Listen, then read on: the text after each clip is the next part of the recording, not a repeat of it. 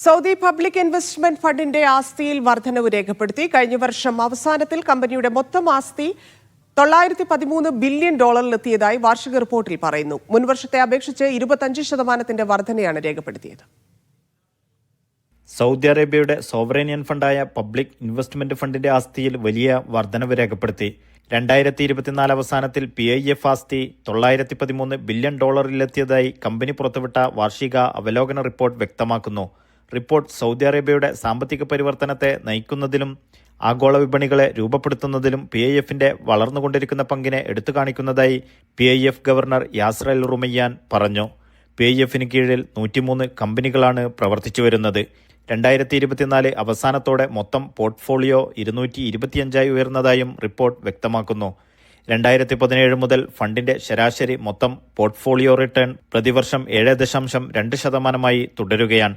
കമ്പനിയുടെ മുൻഗണനാ മേഖലകളിലെ സഞ്ചിത നിക്ഷേപങ്ങൾ $171 ബില്യൺ കവിഞ്ഞതായും റിപ്പോർട്ട് പറയുന്നു. PIF ശക്തമായ ബ്രാൻഡ് വളർച്ചയും ഇക്കാലയളവിൽ രേഖപ്പെടുത്തി. 2024 ലോകത്തിലെ ഏറ്റവും മൂല്യവത്തായതും അതിവേഗം വളരുന്നതുമായ സോവറിൻ വെൽത്ത് ഫണ്ട് ബ്രാൻഡായും PIF മാറി. Naushad Irikkur, media 1, Dammam.